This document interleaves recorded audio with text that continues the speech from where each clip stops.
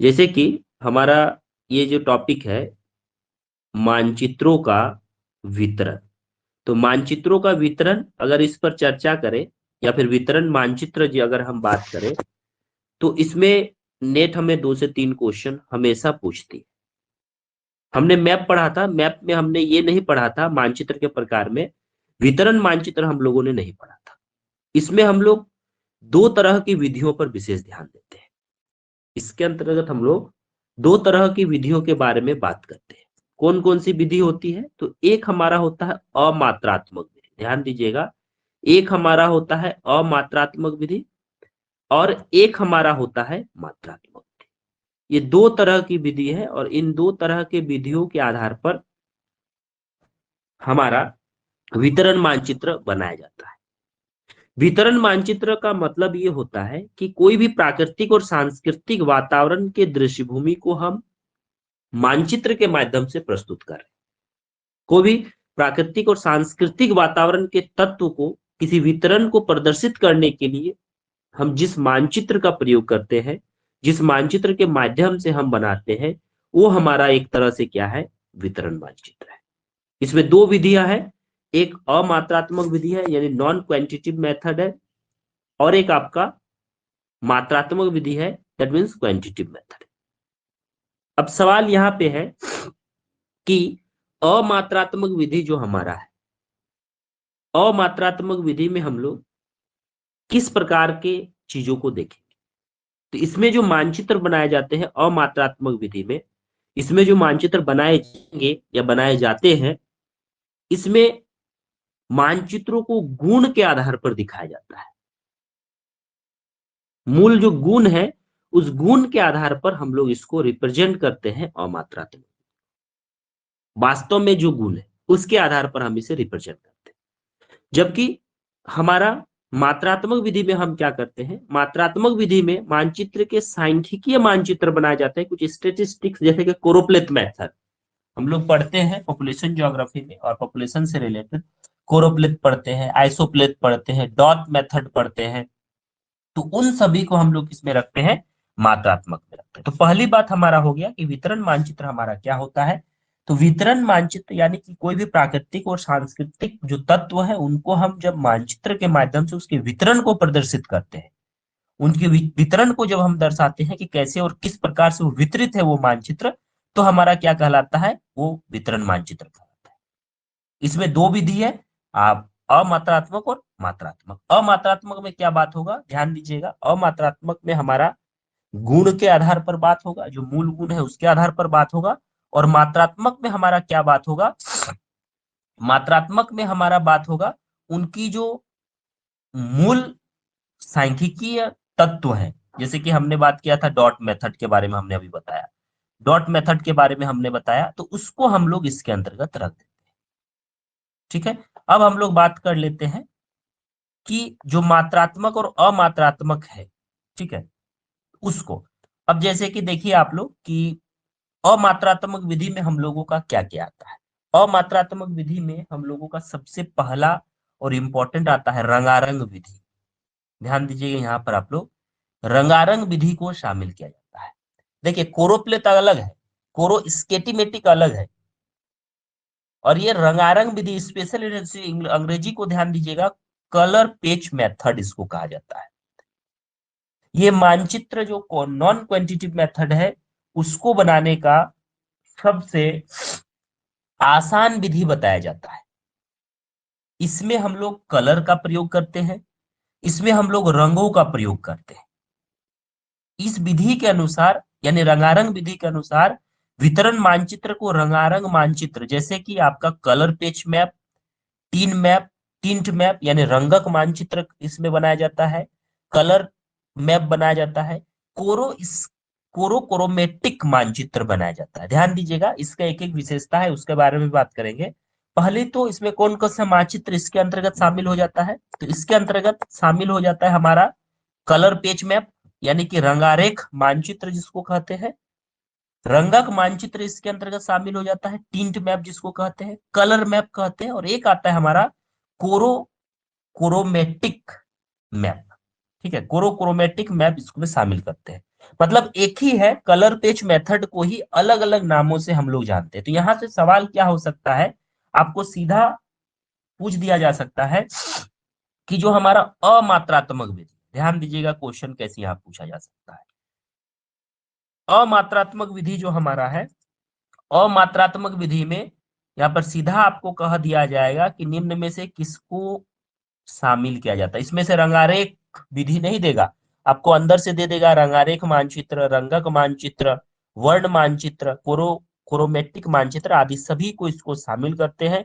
और इन सभी मानचित्रों पर जिस प्रकार के तत्व होते हैं उसको उसके हिसाब से कलर से, उसके हिसाब से इसको अलग अलग कलर से शेडिंग कर दिया जाता है। इसमें कलर का ही खेल आपका होता है, अलग अलग कलर से इसमें रिप्रेजेंट किया जाता है, इसको अलग अलग कलर से हम लोग दिखाते हैं। अब सवाल है कि इसमें हम लोग क्या क्या दिखाते हैं। सबसे महत्वपूर्ण बात है कि रंगारेख मानचित्र में हम लोग किन किन चीजों को दिखाते हैं। ठीक है, रंगारेख मानचित्र में हम लोग किन किन चीजों को दिखाते हैं, इसके विशेषता को आप लोग थोड़ा सा समझिए, क्योंकि इसमें जो सवाल आने वाला है एग्जाम में वो हमारा विशेषता के रेफरेंस में ही आएगा। जैसे कोई भी प्राकृतिक प्रदेश हो, यानी नेचुरल रीजन जो होता है उसको दिखाने के लिए इसका प्रयोग करते हैं। कोई पॉलिटिकल एरिया हो, कोई एडमिनिस्ट्रेटिव एरिया हो। लैंड यूज का टाइप, लैंड यूज का टाइप जैसे कि आपका मान लीजिए कि इतना बड़ा हमारा क्षेत्र है, इस इतना बड़ा क्षेत्र में कोई हमारा बैरन लैंड है, उसको अलग कलर से दिखाते हैं। कोई फॉरेस्ट लैंड है, इसको हम अलग कलर से दिखाते हैं। कोई हमारा जलाशय का क्षेत्र है यानी वाटर बॉडी है, इसको अलग कलर से दिखाते हैं। कोई सेटलमेंट का एरिया है, इसको अलग कलर से दिखाते हैं। यानी कि अलग अलग कलर से हम लैंड यूज को दिखाते हैं। अब लैंड यूज का मतलब है कि आपका भूमि को किस कार्य के लिए उपयोग कर रहे हैं। कहीं पर फॉरेस्ट होगा, कहीं पर आपका खाली परती भूमि होगा, कहीं पर एग्रीकल्चर लैंड होगा। तो उसको हम लोग क्या करते हैं, इस रंगारेख मानचित्र के माध्यम से बनाते हैं। उसमें कलर का सेटिंग करते हैं कि जिस प्रकार का क्षेत्र होगा वैसे उसको कलर होगा। जैसे कि मान लिया जाए कि अगर हमारा ये फॉरेस्ट लैंड है तो इस फॉरेस्ट लैंड को हम ग्रीन कर देते हैं। वाटर बॉडी अगर ये है तो इस वाटर बॉडी को हम लोग क्या कर रहे हैं, इस वाटर बॉडी को हम लोग ब्लू कर दे रहे हैं। कोई नेचुरल रीजन, आप नेचुरल इंडिया का जो फिजिकल मैप है उसको देख लीजिए, पर्वतीय क्षेत्रों का अलग तरह का कलर का सेटिंग होता है, पठार का अलग होता है, जो पीक पॉइंट होता है पर्वतीय क्षेत्रों का उसका अलग होता है, वाटर बॉडी का जो एरिया है उसका अलग होता है, समुद्र तटीय क्षेत्र जो है उसका अलग होता है।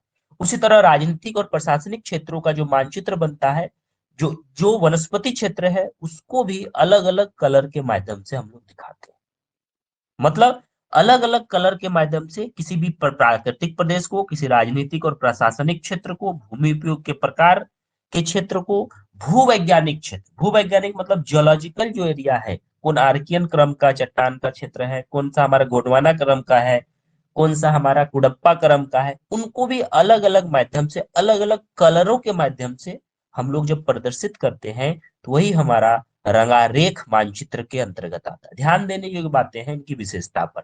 जैसे कि आपको कह दिया जाएगा कि भूमि उपयोग के प्रकार को अगर हम प्रदर्शित कर रहे हैं, किसी लैंड यूज के अगर हम प्रकार को प्रदर्शित कर रहे हैं तो उसको किस प्रकार से हम प्रदर्शित करेंगे, कौन सा मेथड यूज करेंगे। तो आप सीधा कहिएगा रंगक मानचित्र, सीधा कहिएगा कोरो स्केटेमेटिक मानचित्र, कलर पेज मेथड, इन सभी का यहाँ पर नाम आ जाएगा। यानी कि रंगारेख मानचित्र का अंतरराष्ट्रीय मान्यता के अनुसार निर्धारित रंग का प्रयोग किया जाता है। इसमें एक निर्धारित रंग है।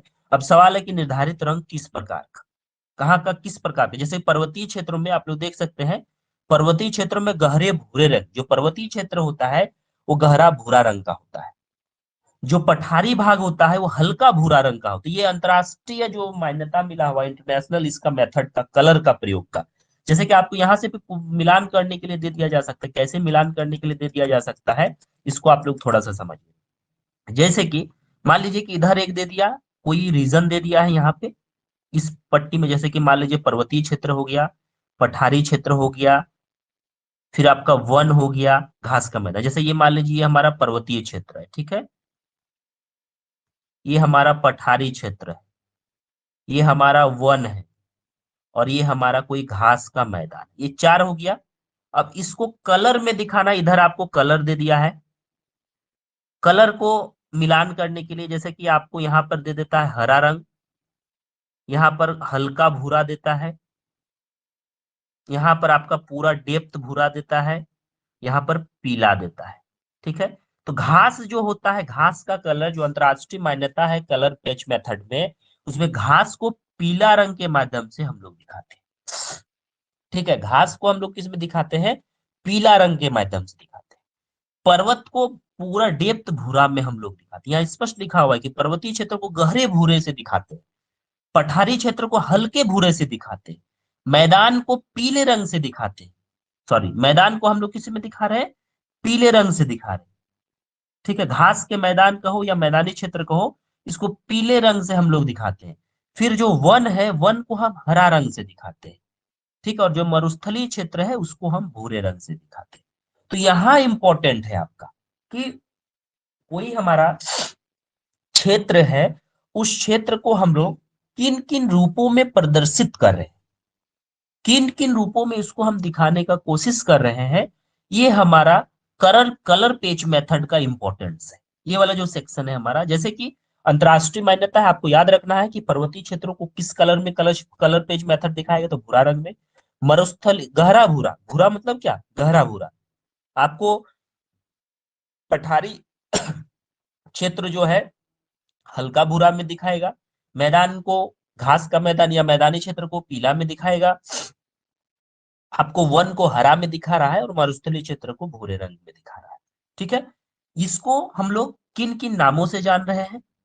इसको हम लोग जान रहे हैं अलग अलग नामों से। जैसे इस रंगारंग मेथड को ही, कलर पेज मेथड को हम लोग क्या क्या नाम से जानते हैं? वर्ण मानचित्र जानते हैं, यानी कलर मैप जानते हैं। रंगारेख मानचित्र के नाम से जानते हैं, यानी कलर पेज मैप के नाम से जानते हैं। कोरोमेटिक के नाम से भी जानते हैं। ठीक है, तो ये इसका इंपॉर्टेंस है, ये इसका मूल बात है रंगारेख का, यानी जिसको कलर के माध्यम से हम लोग प्रतिदर्श, वैसे किसी मानचित्रों को दिखाते हैं जो कलर के माध्यम से दिखाते हैं, कलर का वहां पर इंपॉर्टेंस रोल होता है, उसको रंगारेख विधि के माध्यम से हम लोग दिखाते हैं। ठीक है, अब दूसरा जो इसमें आता है आपका, जो दूसरा मूल बात इसमें ये है, दूसरा नंबर वाला, जैसे कि ये है सामान्य छाया विधि, सिंपल शेड मेथड। ठीक, इसमें जो इंपॉर्टेंट चीज है ध्यान देने वाला, यहाँ पे रंग के स्थान पर ध्यान दीजिएगा, रंग का प्रयोग इसमें नहीं किया जाता है, रंग के स्थान पर काली स्याही से बनी छाया का प्रयोग करते हैं। ठीक है, किसका प्रयोग करते हैं? यहां से आपका सवाल पूछा जा सकता है कि दोनों में मूल अंतर क्या है। तो जो सिंपल सेड मेथड है, ये रंग के माध्यम से बात नहीं करते, ये कलर पेज मेथड है, ये काली स्याही का प्रयोग करता है। काली स्याही के माध्यम से इसमें हम लोग देखते हैं, आप लोग इसमें देख सकते हैं कि इसमें रंगों के स्थान पर काली स्याही से बनी छायाएं प्रयोग में लाई जाती है। जो काली स्याही है उसका इसमें प्रयोग में लाया जाता है। जैसे कि इसका जो मैप होगा ना, वो मैप हम ग्रुप में डाल देंगे, इसका किस प्रकार का सिंपल सेड मेथड का मानचित्र क्या है, व्हाट्सएप ग्रुप में हम लोग देख लेंगे।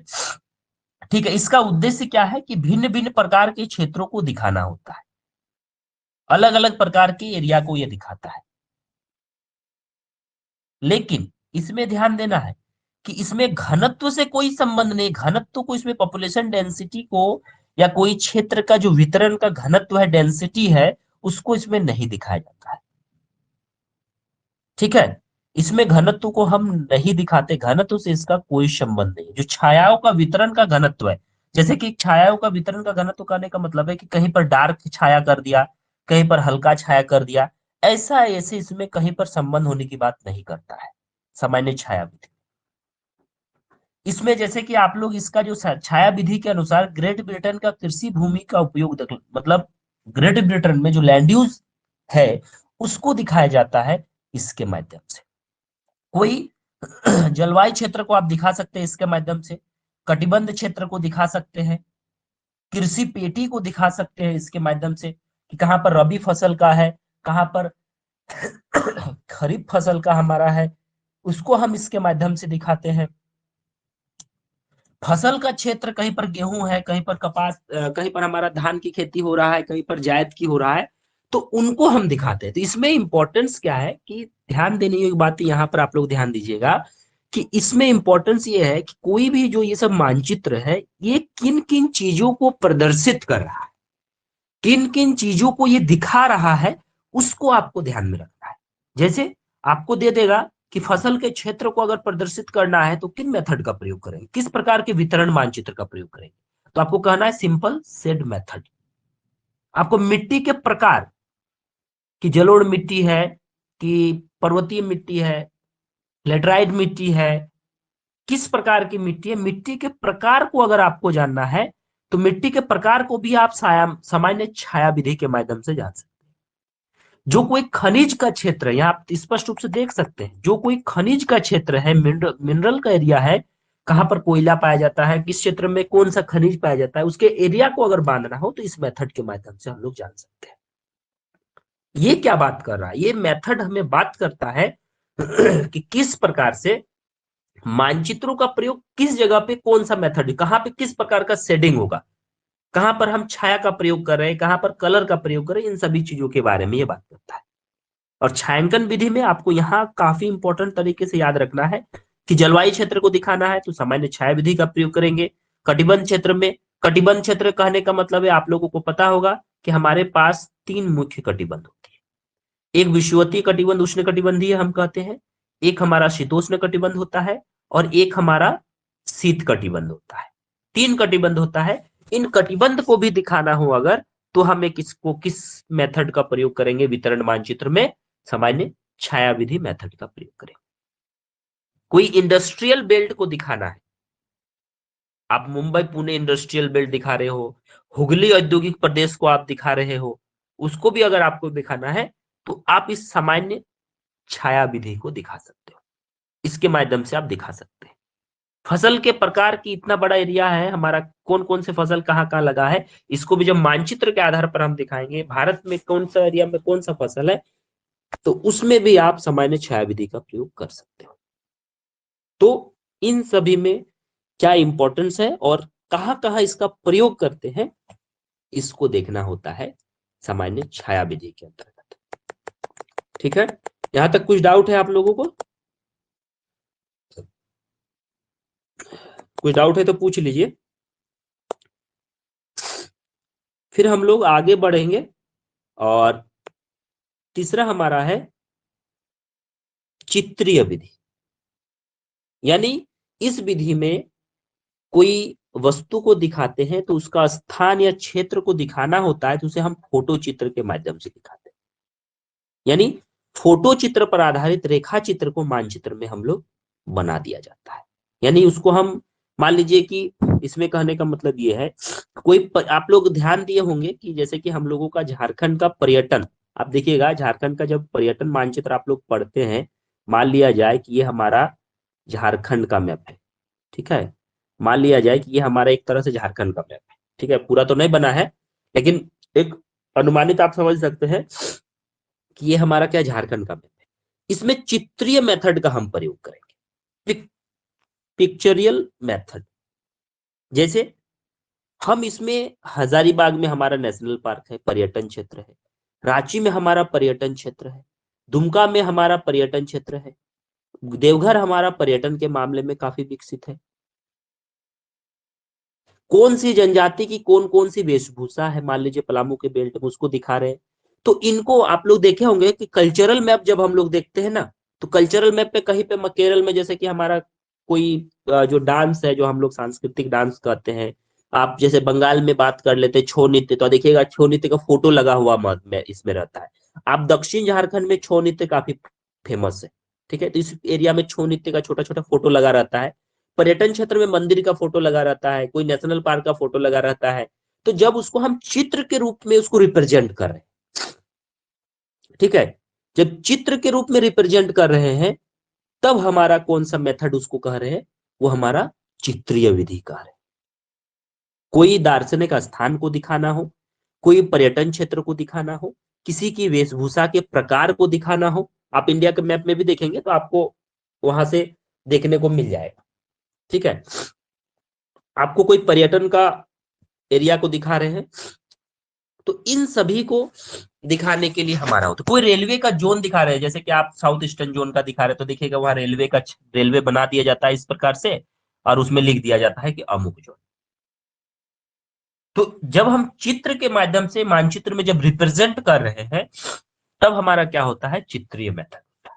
वो हमें चित्रीय मेथड के नाम से जाना जाता है। और ये सभी हमारा अमात्रात्मक विधि है, गुण के आधार पर, उसकी जो गुण है उस गुण के आधार पर ये हमारा क्या कर रहा है, रिप्रेजेंट कर रहा है। ठीक है, इसके बाद हम लोग बात करते हैं अगला जो हमारा है चौथा, क्या है हमारा अगला, वन पत्रिकी या प्रतीक विधि। यानी कि आप कोरोस्केमेटिक, कोरोक्रोमेटिक था जो पहला वाला हमारा था, जैसे कि देख लीजिए ये जो हमारा रंगारेंग विधि था, रंगारेंग विधि को हम लोग यहाँ पे देख सकते हैं कि कोरोकोमेट्रिक के नाम से जानते हैं। ठीक है, कोरोकोमेट्रिक के नाम से जानते हैं।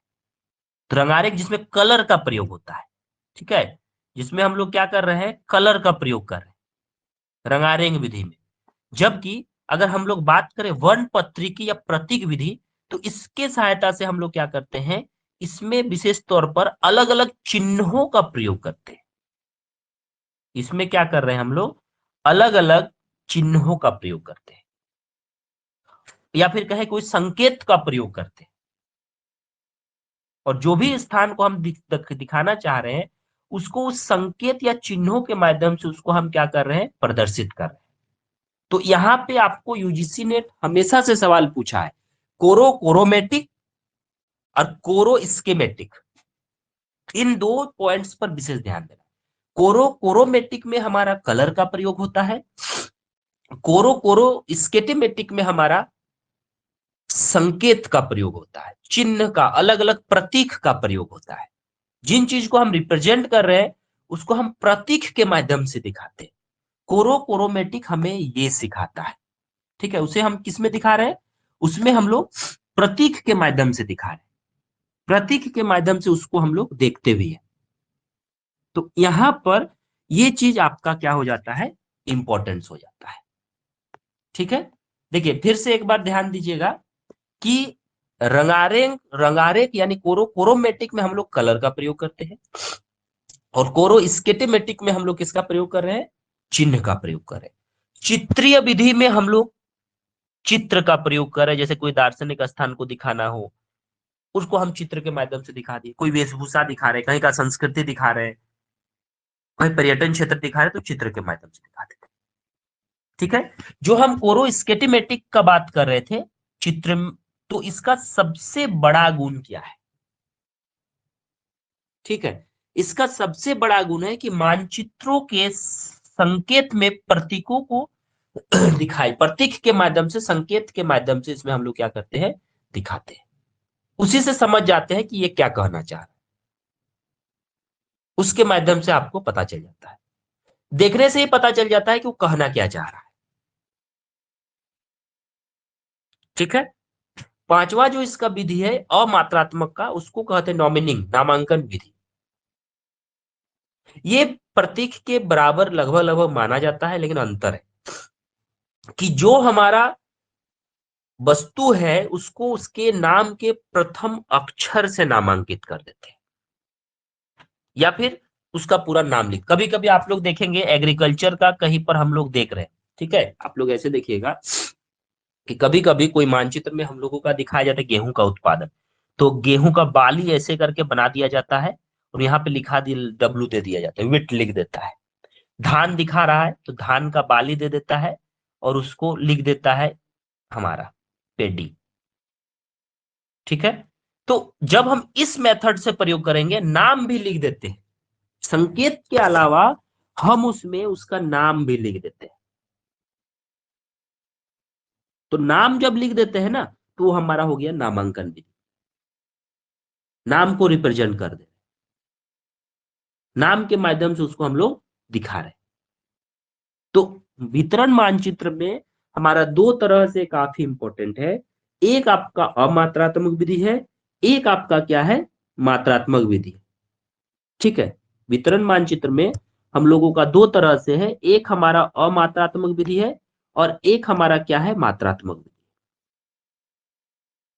और उस अमात्रात्मक विधि में हमारा क्या क्या आता है, रंगारंग मेथड आता है, हमारा चित्रीय मेथड आता है, कोरो स्केटिमेटिक का मेथड आता है। उसके अलावा इसमें अगर देखेंगे कि कौन सा मेथड हमारा आता है, तो आप लोगों को हम बता दें कि इसमें हमारा उसके अलावा हमने एक बार फिर से देख लेते हैं कि कौन कौन सा मेथड। एक रंगारंग, ध्यान दीजिएगा फिर से, रंगारंग विधि। आपका दूसरा सामान्य छाया विधि, जिसमें हम काली स्याही कलर इसमें छाया बना देते हैं। तीसरा हमारा चित्रीय विधि, चित्र बना के दर्शाते हैं। चौथा कोरो स्केटी मेथड, कोरो स्केटेमेटिक। पांचवा में नामांकन। ये हमारा सब क्या है, ये सभी हमारा अमात्रात्मक अमात्रात्मक विधि के अंतर्गत शामिल होता है। ठीक है, यहां तक अगर किसी को कुछ पूछना है तो आप लोग पूछ सकते हैं।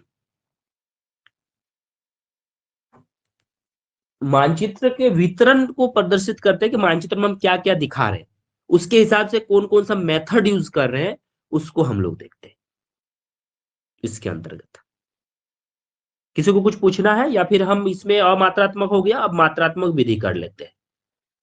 किसी को अगर कुछ छाया पूछना है तो आप लोग क्या बोल रही हो? छाया विधि फिर से बता दीजिए तो। ठीक,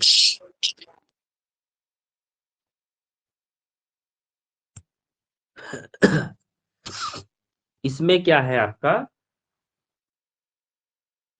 छाया विधि। सिंपल शेडिंग मेथड जो है, इसमें हम लोग काली स्याही पर बनाई गई, ध्यान दीजिएगा इसमें क्या प्रयोग होता है। इसमें आपका प्रयोग होता है कि काली स्याही के माध्यम से जिस एरिया को बनाना होता है या जिस एरिया को दिखाना होता है, उसको काला कर दिया जाता है। ठीक है, काली स्याही के माध्यम से उसको क्या करते हैं, काला कर दिया जाता है। और भिन्न भिन्न क्षेत्रों को ये प्रदर्शित कर रहा है, अलग अलग क्षेत्रों को ये क्या कर रहा है, प्रदर्शित कर रहा है। इसमें छायाओं का घनत्व से कोई संबंध नहीं होता। जो भी छाया दिखा रहे हैं, जो हम काला कर रहे हैं, शेडिंग कर रहे हैं, कहीं पर कम कर रहे हैं, कहीं पर ज्यादा कर रहे हैं, उससे कोई मतलब नहीं है। कहीं पर हल्का हो जाता है, कहीं पर भारी करना आवश्यक हो जाता है। और ये इसमें ये विशेष तौर पर कोई जलवायु प्रदेश को अगर दिखाना है, ठीक है, कोई हमारा कटिबंध को दिखाना है, ठीक, हम खनिज के पेटी को दिखाएंगे, औद्योगिक पेटी को दिखाएंगे, तो वैसे में हम उसको दिखा सकते हैं इसके माध्यम से। ठीक है, तो ये चार पांच हमारा इसमें मेथड है अमात्रात्मक। रंगारंग मेथड, सामान्य छाया विधि, चित्रीय मेथड, कोरो स्केटेमेटिक मेथड यानी प्रतीकी मानचित्र जिसको कहते हैं, और नामांकन विधि। ठीक है, ये पांच जो हमारा है इसके अंतर्गत हम लोग देख लेते हैं। ठीक है, अब हम लोग आ जाते हैं अगला हमारा जो मेथड है, मात्रात्मक। मात्रात्मक मेथड हमारा, ये भी यूजीसी नेट मात्रात्मक मेथड से बहुत सारा क्वेश्चन पूछता है। सारा क्वेश्चन पूछता है मतलब अच्छा खासा क्वेश्चन यहाँ पर रिप्रेजेंट हो जाता है। और जैसे कि आपको ऐसे पूछ देगा कि पहले तो पूछेगा कि निम्न में से कौन सा अमात्रात्मक विधि है, निम्न में से कौन सा मात्रात्मक विधि है। एक ऐसे आपका सवाल बन जाता है नॉर्मल। ठीक है, एक ये क्वेश्चन सवाल आपका बन गया। एक सवाल आपका बन जाता है कि डायरेक्ट आपको मिलान करने के लिए दे देता है कि कौन सा किस मेथड में किस तरीके से हम उसको जान रहे हैं। एक वो, तो आपको जैसे हम लोग सैंपलिंग पढ़ते हैं, तो सैंपलिंग में आप लोगों को पता होगा, हमने ऑफलाइन क्लास में बताया था, सैंपलिंग दो तरह से होता है। एक सैंपलिंग होता है, यानी कहेंगे कि एक संभाव्य होता है जिसमें संभावना व्यक्त करते हैं, सैंपलिंग। तो असंभाव्य प्रतिचयन में हम लोग सिस्टमेटिक देखते हैं, कोटा को देखते हैं, हम लोग परपेसिव सैंपलिंग देखते हैं, क्रमबद्ध प्रतिचयन को देखते हैं। उन सभी को हम लोग किसमें देखते हैं, असंभाव्य में देखते हैं, सॉरी संभाव्य में देखते हैं। असंभाव्य में हम क्या देखते हैं, लॉटरी विधि हमारा है, मेथड है, इन सभी को हम लोग असंभाव्य में देखते हैं। यहाँ पर सवाल उठ जाएगा, सवाल हो जाएगा कि अमात्रात्मक विधि में किसको किसको शामिल करते हैं। और जब हमारा ऑनलाइन टेस्ट होगा इस संडे, तो आपको क्वेश्चन पूछा जाएगा कि अमात्रात्मक विधि में किसको किसको शामिल करें। मात्रात्मक विधि में किसको किसको शामिल करें। ठीक है, आपको यहां पर क्वेश्चन पूछा जाएगा। तो अमात्रात्मक में फिर रिपीट कर देते हैं, रंगारंग मेथड यानी कलर पेज मेथड, जिसे कोरोमेटिक कहते हैं, उसको कलर मैप भी कहते हैं, रंगक मानचित्र जिसको कहते हैं। ठीक है, सामान्य छाया विधि भी उसके अमात्रात्मक में आता है, चित्रीय विधि आता है आपका, कोरो स्केटिमेटिक आता है, यानी जो प्रतीक है मानचित्र का, मानचित्र को प्रतीक के माध्यम से दिखाते हैं। और आपका उसमें क्या आ जाता है, और आ जाता है आपका उसमें ये कहेंगे कि नामांकन विधि। ठीक है, अब मात्रात्मक में हम लोग बात कर लेते हैं। किसी वस्तु का मूल्य मात्रा घनत्व को प्रकट करना होता है। किसी वस्तु का मूल्य क्या है, उसकी मात्रा या घनत्व क्या है, उसको प्रदर्शित करना है। जैसे कि वर्षा मानचित्र आप बना रहे, रेनफॉल मैप बना रहे, तो आपको मात्रात्मक विधि का प्रयोग करना होगा। जनसंख्या मानचित्र आप बना रहे, जनसंख्या का डिस्ट्रीब्यूशन दिखा रहे हैं, जनसंख्या का डेंसिटी दिखा रहे हैं, तब आपको मात्रात्मक विधि के मानचित्रों का प्रयोग करना होगा। आप दिखा रहे हैं प्रति हेक्टेयर उत्पादन किसी मानचित्र के, एक हेक्टेयर में कितना हमारा उत्पादन हो रहा है, एक हेक्टेयर के अंतर्गत हमारा किन फसल का कितना उत्पादन हो, उसको हम दिखा रहे हैं, तो हमारा मात्रात्मक विधि का प्रयोग होगा। ठीक है, इसका उदाहरण को समझ लीजिए, या फिर इसके अंतर्गत जो मैप शामिल होता है उसको समझ लीजिए। सबसे पहला है, हम लोग जानते भी है, कोरोप्लेथ मेथड, हम लोग काफी बारीकी से जानते हैं। कोरोप्लेथ मेथड का हम लोग प्रयोग भी करते हैं पॉपुलेशन ज्योग्राफी में। अब सवाल है कि किसी जनसंख्या के घनत्व को दिखाना हो, तो हम लोग कोरोप्लेथ मेथड का प्रयोग करते हैं। लेकिन कोरोप्लेथ मेथड जो है, ये जनसंख्या घनत्व, कोई जनसंख्या का कृषि भूमि को भी हम लोग एग्रीकल्चर लैंड का प्रतिशत भी दिखाना होता है ना, तो हम इसके माध्यम से दिखाते हैं। अब सवाल है कि कोरोप्लेथ मेथड हमारा कलर से दिखाएंगे कि हम उसमें शेडिंग करेंगे, ये अगर सवाल होता है, ध्यान दीजिएगा यहाँ पे, तो आपको मैं बता दूं कि आप कोरोप्लेथ मेथड कलर से भी बना सकते हैं। ठीक है, आप शेडिंग के माध्यम से भी बना सकते हैं, हम लोग बनाते भी हैं प्रैक्टिकल में। इसमें दोनों ही प्रयोग किया जा सकता है। लेकिन यहां से सवाल क्या आएगा, सवाल ये नहीं पूछेगा, सवाल आपको कहता है कि कलर के माध्यम से किसको दिखा रहे, तब कोरोप्लेथ नहीं कहना है, कोरो स्केटिमेटिक कहना है। आपको संकेत के माध्यम से किसको दिखा रहे, तो कोरोमेटिक कहना है। लेकिन कोरोप्लेथ अगर आप कह रहे हैं, तो सीधा कहना है जनसंख्या का घनत्व दिखाना हो, जनसंख्या का वितरण दिखाना हो, राष्ट्रीय आय दिखाना हो, फसल का किस प्रकार का घनत्व है उसको दिखाना हो, तब हम किसका प्रयोग करेंगे, हम प्रयोग करेंगे कोरोप्लेथ मेथड का। कोरोप्लेथ मेथड पॉलिटिकल मैप के लिए काफी उपयोगी होता है। ठीक है, पॉलिटिकल मैप के लिए इसका उपयोगी काफी होता है, और एडमिनिस्ट्रेटिव मैप जो हमारा होता है, इसके लिए भी ये काफी उपयोगी होता है। इसमें हम लोग छाया के माध्यम से भी दिखाते हैं। इसमें हल्का छाया, जैसे कि कम घनत्व वाला क्षेत्र है तो हल्का छाया दिखाते हैं। आपको हम एक दो मैप भेज देंगे, जो हम खुद अपना पीएचडी में वर्क कर रहे हैं कोरोप्लेथ पर पॉपुलेशन का, तो आप लोगों को समझ में आ जाएगा कि जो हम ज्यादा घनत्व वाला क्षेत्र है, ज्यादा डेंसिटी है ना, उसको डेप्थ ज्यादा, जो हमारा कम डेंसिटी वाला क्षेत्र है उसको हम हल्का सा कलर करते हैं, यानी हल्का छाया के माध्यम से दिखाते हैं। ठीक है, तो कोरोप्लेथ में पॉपुलेशन से रिलेटेड जितने वर्क होते हैं, पॉपुलेशन से रिलेटेड जितने भी मानचित्र बनाए जाते हैं, कोरोप्लेथ के माध्यम से बनाया जाता है। आपको कृषि भूमि का प्रतिशत कोरोप्लेथ के माध्यम से, राज्यों का राष्ट्रीय आय कोरोप्लेथ के माध्यम से, विभिन्न फसलों का अगर देखना है प्रति हेक्टेयर उत्पादन, तो कोरोप्लेथ के माध्यम से, अलग अलग माध्यम से इसको हम। ठीक है, कलर भी आता है, सेटिंग भी आता है, पॉलिटिकल मैप भी बनता है, और एडमिनिस्ट्रेटिव। यहां से यूजीसी ने क्वेश्चन प्रीवियस ईयर पूछा हुआ है। ठीक है, यहां से प्रीवियस ईयर यूजीसी ने प्रश्न पूछ चुकी है। उसके बाद आपका आता है सममान रेखा, आइसोप्लेथ मेथड। सममान रेखा को अगर हम ऐसे नॉर्मली कहे, पहले जो हम लोग हमेशा से पढ़ते आए, हम लोग हमेशा से जो जाने हैं कि सम मतलब समान, मान मतलब मूल्य, ठीक। तो जब हम मानचित्र के माध्यम से किसी के समान मूल्य को प्रदर्शित कर, ध्यान देना, सममान का मतलब है कि मानचित्र के माध्यम से जब हम किसी वस्तु के समान मूल्य को प्रदर्शित करते हैं जिस रेखा के सहारे, वो हमारा सममान रेखा या फिर सममान विधि भी कहते हैं। जैसे कि आप लोग देखे होंगे, मान लिया जाए कि ये हमारा एक एरिया है, ठीक है, यहाँ पे थोड़ा समझिएगा कि क्या बात कर रहे हैं हम। ये हमारा एक एरिया है, ठीक, ये हमारा एरिया है। यहाँ पर आपका 100 है जनसंख्या घनत्व, यहाँ पर 300 है, फिर यहाँ पर 100 है, यहाँ पर भी आपका 100 है। तो इसमें जो रेखा का जाएगा ना, इससे पार होगा। यानी ये जो रेखा गया है पूरा 100 एक जैसा मूल्य पर गया हुआ है।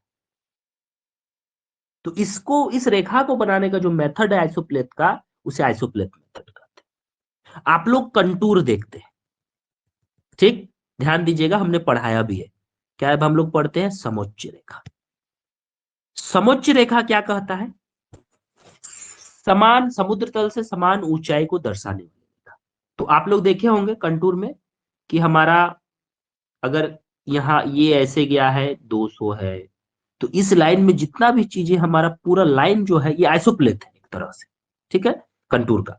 तो ये हमारा 200 के एरिया को कवर करता है। एक कभी कभी ऐसे हम लोग देखते हैं जो 300 लिखा होता है, तो मतलब ये जो पूरा एरिया कवर कर रहा है ना, एक जैसा वैल्यू है इसका। तो सममान रेखा विधि में मानचित्र पर किसी वस्तु के समान मूल्य या घनत्व वाले स्थानों को मिलाने वाली रेखाएं सममान रेखाएं कहलाती हैं। समान मान को, समान मूल्य को प्रदर्शित करने वाली रेखाएं सममान रेखा के नाम से जानी जाती है, ठीक है। समान मान के रेखा के नाम से इसको हम लोग जानते हैं। जैसे समताप रेखा, आइसोथर्म, समान तापमान को दिखाने वाली रेखा। मानचित्र में एक जैसा ये रेखा जिस एरिया में पार हो रहा है, ठीक है, आप लोग देखे होंगे, आप लोग टेम्परेचर क्लाइमेटोलॉजी में जब पढ़ेंगे या पढ़ते होंगे तो आप लोगों को पता होगा कि हमारा जो एरिया होता है, मान लिया जाए कि ऐसे हमारा अगर विश्व का मानचित्र है, तो इस एरिया में ऐसे करके पार होता है समताप रेखा। तो यहाँ पर अगर 40 डिग्री, तो ये रेखा जहां जहां गुजरी है ये पूरा 40 डिग्री टेम्परेचर। इस रेखा को हम लोग, इस रेखा के सहारे कह रहे हैं कि समान ताप को दिखाने वाली रेखा समताप रेखा। उसी प्रकार प्रेशर में समदाब रेखा, समान दाब को दिखाने वाली मानचित्र पर। समवर्षा रेखा, समवर्षा में आइसोहाइट कहने का मतलब है समान वर्षा को प्रदर्शित करने वाली रेखा, ये सममान रेखा का विधि है। समदिक्पात मतलब समान दिशा को प्रदर्शित करने वाली रेखा। समोच्च रेखा, आइसोहिप्स भी कहते हैं इसको, समान समुद्र तल से ऊंचाई को दिखाने वाली रेखा। सममेघ रेखा, पूरे एरिया में इस रेखा के सारे मेघ एक जैसा होगा, सीरस है तो सीरस होगा, यानी कि जो हमारा कपासी मेघ है तो कपासी मेघ होगा, ठीक है। भूकंप में समान भूकंप को दर्शाने वाली रेखा, कि एक जैसा भूकंप का रेखा है, पूरा एरिया में एक ही जैसा भूकंप आया है, 4 पॉइंट, 3 पॉइंट, 2 पॉइंट, 9 पॉइंट, तो उसके माध्यम से हम प्रदर्शित कर रहे हैं, ठीक है। तो कोई भी जलवायु तत्व जैसे तापमान, वर्षा, वायुमंडल दबाव, पवन का वेग दिखलाने के लिए इस विधि का प्रयोग किया जाता है। जलवायु से तत्वों के लिए इस आइसोप्लेट का मेथड का यूज किया जाता है। लवणता के वितरण को दिखाने के लिए, तापमान के वितरण को दिखाने के लिए, भूकंप के वितरण को दिखाने के लिए इन आइसोप्लेट मेथड का प्रयोग किया जाता है, ठीक है। इसमें स्पष्ट सम मतलब समान, मान मतलब वैल्यू। अगर सम वर्षा कह रहा है तो समान वर्षा, सम ताप कह रहा है तो समान तापमान, सम दाब कह रहा है तो समान दाब, इनको यहां पर प्रदर्शित करता है सममान रेखा मेथड के माध्यम से। सममान रेखा के माध्यम से ये आपको ये प्रदर्शित कर रहा है, ठीक है। क्लियर है यहां तक?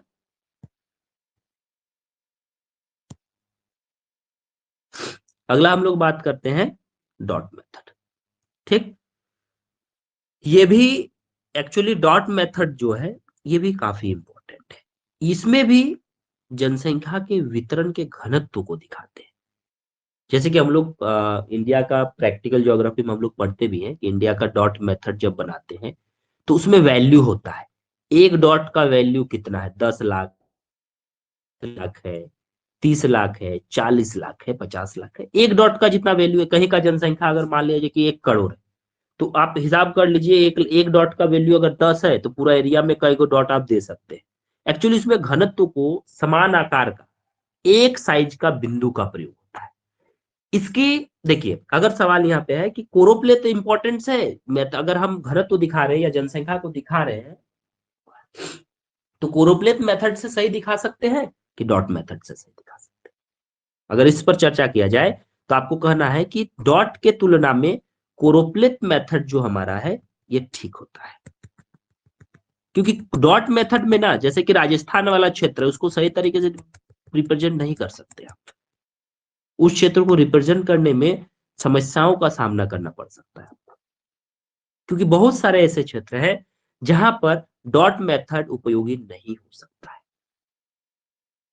भले ही इसमें जनसंख्या के वितरण को दिखाते हैं, लेकिन ध्यान देना है कि जो हमारा डॉट का साइज होता है ना, वो साइज का मान एक जैसा होना चाहिए, वो यहां पर नहीं हो पाता। लेकिन इसको हम जनसंख्या के वितरण में इसका प्रदर्शन करते हैं। इसको हम लोग बिंदु विधि को या डॉट मेथड को हम लोग क्या करते हैं, दिखाते हैं। ठीक है, उसको हम लोग यहां पर दिखाते हैं। आगे हम लोग बात करते हैं, देखिए मात्रात्मक विधि में हम लोग क्या क्या बोले, एक कोरोप्लेथ हो गया, एक डॉट मेथड हो गया और क्या था हमारा, एक आइसोप्लेथ हो गया। 3 मेथड हम बोल दिए। आगे हम बढ़ते हैं और आगे बढ़ते हुए जो हमारा अगला है इसमें, उस पर हम लोग बात करते हैं। ठीक है, यहाँ पे बहुत सारा है, जैसे कि एक डॉट मेथड का 2 विधि है। ठीक है, डॉट मेथड का 2 विधि है, उस पर थोड़ा सा चर्चा कर लिया जाए, क्योंकि इसमें यूजीसी ने लगभग 2014 के आसपास एक सवाल पूछा हुआ था। ठीक है, कि निम्न में से कौन सा बिंदु विधि के अंतर्गत आता है। तो यहाँ पे आपका एक स्टील जेनेबोअर मेथड और एक है आयतनी या स्टैंडी गिर मेथड। ये 2 इंपॉर्टेंट है, डॉट मेथड के अंदर का मेथड है। डॉट मेथड के अंदर यानी डॉट मेथड बनाने का 2 विधि हमारा, एक विधि हमारा है स्टील जेनबोअर मेथड या क्षेत्रीय विधि, और एक विधि है आयतनी विधि या स्टैंडी गिर मेथड। ठीक है, इन 2 विधि है, यहां से यूजीसी ने प्रीवियस ईयर में यानी 2014 के आसपास वो सवाल पूछी हुई। अब इसमें देखते हैं कि स्टील जेनबोअर मेथड क्या है। स्टील जेनबोअर मेथड क्या बात करता है, ध्यान से सुनना। इस विधि में ग्रामीण जनसंख्या को समान आकार वाले बिंदुओं के द्वारा और नगरीय जनसंख्या को वृत्तों के द्वारा प्रदर्शित करता है। कोई ग्रामीण जनसंख्या है तो उसको बिंदु में दिखा रहे, और कोई शहरी जनसंख्या है तो एक समान आकार का वृत्त में दिखा रहे, बड़ा वृत्त छोटा वृत्त। जैसे कि आप लोगों को झारखंड का आप लोग देखे होंगे डॉट मेथड में, या किताब में भी आप लोग देखे होंगे चतुर्भुज मौर्य की, तो उसमें देखिएगा कि ऐसे डॉट डॉट भी है और इसके साथ साथ ऐसे आपका गोल भी है, वृत्त भी है। तो एक्चुअली ये डॉट क्या प्रदर्शित कर रहा है, ये डॉट प्रदर्शित कर रहा है ग्रामीण जनसंख्या का समान आकार। एक डॉट का वैल्यू मान लीजिए 10 लाख है, तो उस 10 लाख को वैल्यू कर रहा है, वेरी कर रहा है। और जो गोल है यानी वृत्त जो है, इसको प्रदर्शित कर रहा है आपका नगरीय जनसंख्या। ठीक है, तो यहाँ एक इंपॉर्टेंट है, स्टील जेनबोअर मेथड क्या कहता है कि इस विधि में ग्रामीण जनसंख्या को समान आकार वाले बिंदुओं के द्वारा तथा नगरीय जनसंख्या को वृत्तों के द्वारा प्रदर्शित करते हैं। और जो वृत्त का क्षेत्रफल होता है, जो साइज होता है, वो नगर की जनसंख्या के अनुपात में होता है, कि कितना नगर का जनसंख्या है उसके रेफरेंस में ये आपका बात करता है। वृत्त की, वृत्त का साइज क्या होगा, जिस प्रकार डॉट का मान होता है उसी प्रकार इस वृत्त का मान होता है। ये कहता है आपका स्टील जेनबोअर मेथड। आयतनी स्टैंडी गियर मेथड क्या कहता है, ये इसी के जैसा मिलता जुलता हुआ है, यानी स्टील जेनबोअर मेथड के द्वारा मिलता जुलता है। अंतर केवल ये है ना कि नगरीय जनसंख्या को वृत्तों के बजाय गोलों में प्रदर्शित करते हैं। वृत्त ही है बट उसको गोल, यहाँ पे को रखा रहा है, गोला में प्रदर्शित करते हैं। ठीक है, स्टील जेनबोअर मेथड कहता है नगरीय जनसंख्या को वृत्त में हम दिखाएंगे, जबकि स्टैंडी गिर मेथड कहता है कि नगरीय जनसंख्या को गोला में प्रदर्शित करें। ठीक है, ये है हमारा उसके अंदर का, या फिर कहे कि आपका डॉट मेथड का अंदर का था। दो मेथड है डॉट मेथड के अंदर, एक स्टिल बोर मेथड और एक्सटेंड गिर मेथड। ठीक है, अगला हमारा आता है मात्रात्मक में डायग्रामेटिक मेथड, यानी आरेखी विधि, जिसमें हम लोग संख्या के आरेख या आलेख बनाकर किसी वस्तु या तथ्य के वितरण संबंधी अंतरों को प्रदर्शित करते हैं। मतलब हम जैसे कि किसी राज्य का भूमि उपयोग का बनाना है, खनिज उत्पादन बनाना, इसमें हम लोग आरेख बनाते हैं और आरेख के माध्यम से प्रदर्शित करते हैं। तो ये इतना इंपॉर्टेंट हमारे लिए नहीं है। हमारे लिए ध्यान दीजिएगा कि इस पूरे में इंपॉर्टेंट क्या क्या था, मात्रात्मक में और अमात्रात्मक में। ठीक है, अमात्रात्मक में हमारा रंगारेंग काफी इंपॉर्टेंट है, जो मिलाने के लिए हमेशा देता है रंगारेंग। और एक है कोरो स्केटिमेटिक यानी प्रतीक वाला, ये दो इसमें काफी इंपॉर्टेंट है। और मात्रात्मक में आपका कोरोप्लेट इंपॉर्टेंट है और आइसोप्लेट इंपॉर्टेंट है। ठीक है, ये चार आप लोग अच्छे से ध्यान में रखिएगा। ठीक है, बाकी जो है इसमें इन सभी को पढ़ना भी है और जानना भी है।